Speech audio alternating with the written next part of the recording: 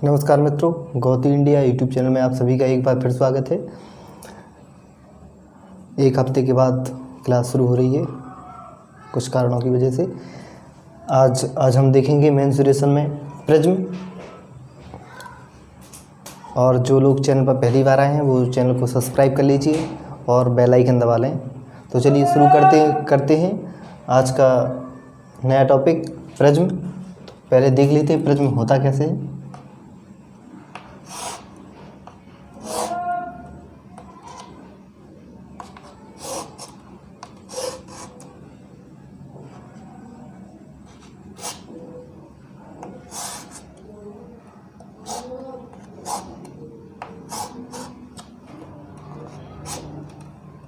ठीक, कभी फिजिक्स की लैब में गए हों तो ऐसा होता है। इसके द्वारा प्रकाश की किरण जब आती है तो इससे 7 रंग परिवर्तित हो जाते हैं, जिसे हम विबग्योर के नाम से जानते हैं। किसके नाम से? विबग्योर। ठीक, इसमें यदि प्रकाश का पुंज जाएगा तो उसमें 7 रंग निकलेंगे, जिसे हम विबग्योर के नाम से जानते हैं। तो चलिए, ये तो आपके लिए जीके का सवाल हो गया है। ठीक, तो आज देखते हैं प्रिज्म में। पहले मुख्य सवाल हल करने से पहले पूछा क्या जाता है, प्रिज्म में यदि आधार त्रिभुज हो। क्या?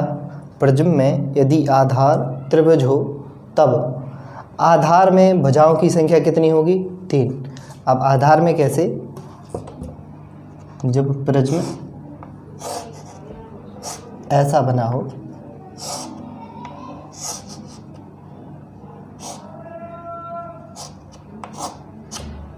ठीक, मतलब इस प्रिज्म को हम ऐसा रख दें, खड़ा रख दें, तो आधार क्या रहेगा? आधार ये त्रिभुज रहेगा ना। क्या रहेगा? त्रिभुज। ठीक, इनमें संख्या कितनी रहेगी भुजाओं की? 1, 2 और 3। ठीक, कितनी रहेगी? 3। अब प्रिज्म में शीर्षों की संख्या कितनी होती है? शीर्षों की संख्या, जब आधार में भुजाओं की संख्या 3 है तो शीर्ष में भुजाओं की संख्या आधार की दुगनी होगी, क्योंकि 1, 2, 3 और 1, 2, 3, तो कितनी हो जाएगी? 6 हो जाएगी। अब प्रिज्म में कोरों की संख्या, अब कोर क्या कहलाती हैं?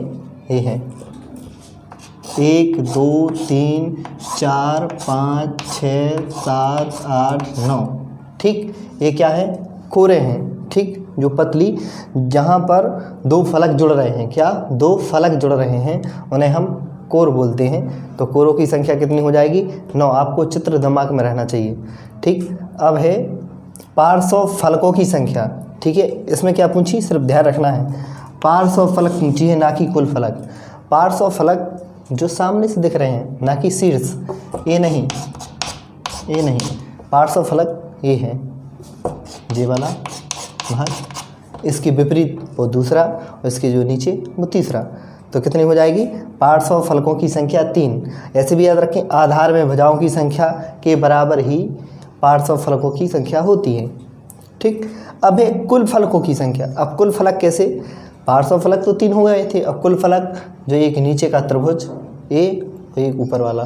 ठीक, तो कितने हो जाएगी? 5। तो विशेष रूप से आप लोग ये नोट कर लीजिए।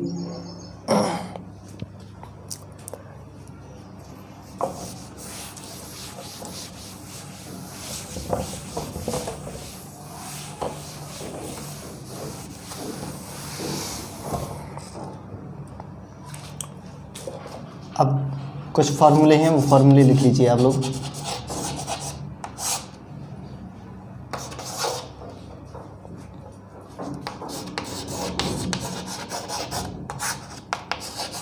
प्रिज्म का पार्श्व पृष्ठ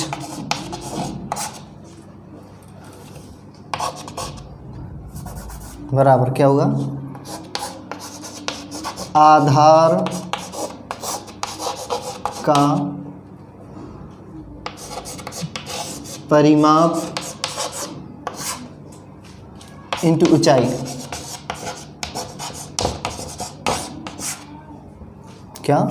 प्रिज्म का पार्श्व पृष्ठ क्या होगा? आधार का परिमाप। आधार क्या है? त्रिभुज है, और तो त्रिभुज का परिमाप क्या होता है? भुजा गुणा 3। ठीक, और इंटू ऊंचाई। ठीक, तो क्या आ जाएगा, प्रिज्म का पार्श्व पृष्ठ आ जाएगा। ठीक, दूसरा है प्रिज्म का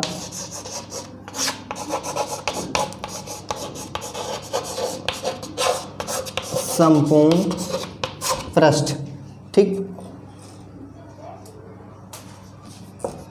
प्रिज्म का संपूर्ण पृष्ठ, तो इसमें क्या करना है, पार्श्व पृष्ठ,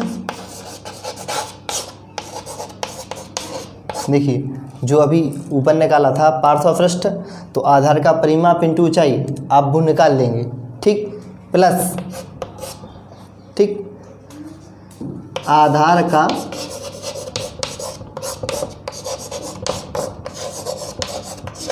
क्षेत्रफल इंटू 2।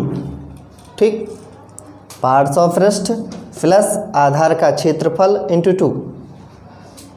क्या करना है, जब प्रिज्म का संपूर्ण पृष्ठ निकालेंगे तो पहले हमें क्या ज्ञात होना चाहिए, पार्श्व पृष्ठ ज्ञात होना चाहिए। तो पार्श्व पृष्ठ निकाल लेंगे और उसमें क्या जोड़ देंगे हम, आधार का क्षेत्रफल। आधार का क्षेत्रफल मतलब त्रिभुज का क्षेत्रफल का दुगना। ठीक, त्रिभुज के क्षेत्रफल का दुगना कैसे, अब देखिए दो त्रिभुज कैसे, दुगना कैसे, ये दुगना होगा तभी तो ये प्रिज्म बनेगा। ठीक, ये इस साइड त्रिभुज है, इस साइड है। ठीक, तभी तो प्रिज्म का संपूर्ण पृष्ठ आएगा। ठीक, पृष्ठ का मतलब पूरी तरह से ढक जाए। ठीक, अब देखते हैं प्रिज्म का आयतन।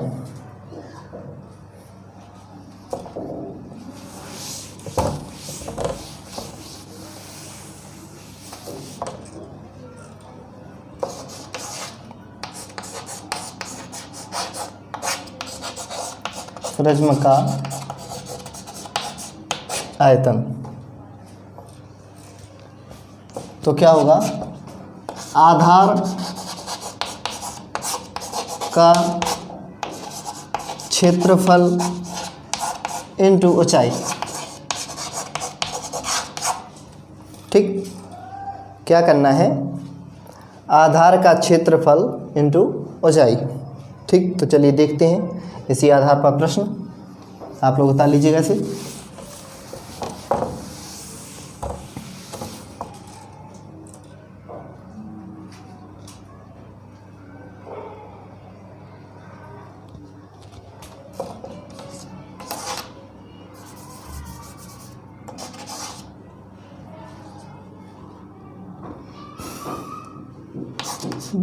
त्रिभुज आधार वाले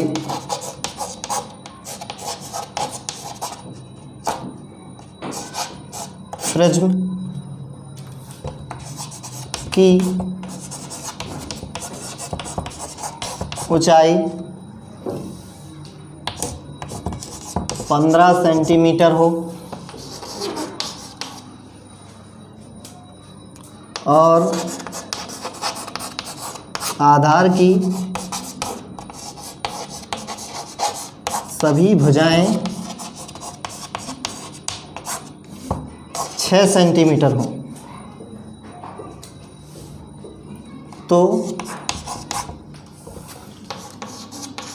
प्रिज्म का पार्श्व पृष्ठ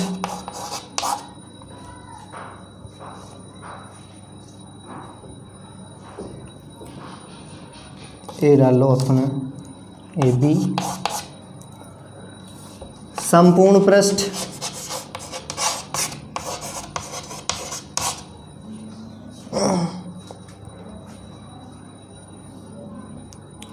और इंटू सी आयतन। ठीक, ज्ञात कीजिए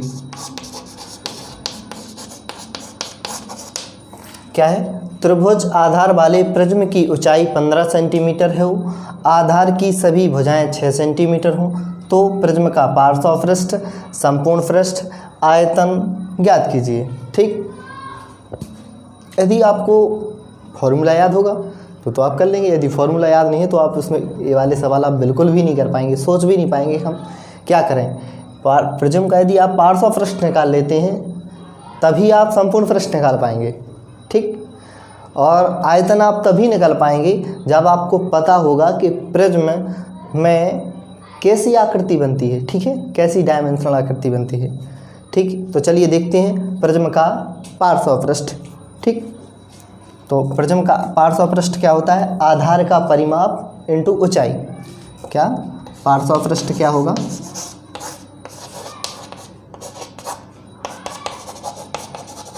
आधार का परिमाप इंटू ऊंचाई। ठीक, तो त्रिभुज का परिमाप क्या होता है? जितनी भुजा हैं उनको सबको जोड़ देते हैं। तो आधार की सभी भुजाएं कितनी हैं? 6, और त्रिभुज है तो त्रिभुज में 3 भुजाएं होंगी, तो कितना हो जाएगा? 6 × 3। ठीक, इंटू ऊंचाई कितनी है? 15 सेंटीमीटर। ठीक, तो 15 छक्के 90, 90 तिया 270, कितनी हो जाएगी? 270 सेंटीमीटर। ठीक, अब पूछ रहे हैं संपूर्ण पृष्ठ। क्या? संपूर्ण पृष्ठ। तो संपूर्ण पृष्ठ में क्या होगा? संपूर्ण पृष्ठ में होगा पार्श्वपृष्ठ प्लस आधार का क्षेत्रफल इंटू 2। ठीक, तो पार्श्वपृष्ठ प्लस आधार का क्षेत्रफल इंटू 2। ठीक, तो पार्श्वपृष्ठ कितना है? अभी निकाला था, हमें दोबारा निकालने की जरूरत नहीं है। तो पार्श्वपृष्ठ कितना है? 270 ठीक सेंटीमीटर स्क्वायर मान लो। ठीक है, अब आधार का क्षेत्रफल है, ठीक है, प्लस आधार का क्षेत्रफल क्या होगा? जब तीनों भुजाएं किसी की एक सी हों तो वो क्या होता है? समबाहु त्रिभुज। समबाहु त्रिभुज का फॉर्मूला क्या होता है? √3/4 इंटू भुजा का स्क्वायर, √3/4 इंटू भुजा का स्क्वायर मतलब 6 का स्क्वायर, 6 का स्क्वायर 36। ठीक, इंटू 2, तो 4 9 36, 9 दूनी 18, 18√3 कितना हो जाएगा? 18√3। तो आंसर क्या होगा? 270 प्लस 18√3। ठीक, अब या तो आप ऐसा ही लिखा छोड़ दें, ठीक, या तो आप ऐसा ही लिखा छोड़ दें, या फिर आप √3 का मान 1.732 रख के गुणा करिएगा और आप जोड़ दीजिएगा। ठीक, अब देखते हैं प्रिज्म का आयतन। क्या करना है? प्रिज्म का आयतन।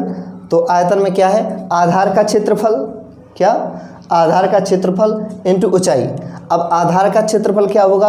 आधार का क्षेत्रफल वही होगा जो प्रिज्म का नीचे आधार है। तो आधार क्या है? त्रिभुज है, तो त्रिभुज का क्षेत्रफल इंटू ऊंचाई। तो त्रिभुज का यहाँ पर निकाल देती हैं इतने में। ठीक, आप लोगों को दिख रहा होगा, यहाँ हम सवाल मिटा देते हैं।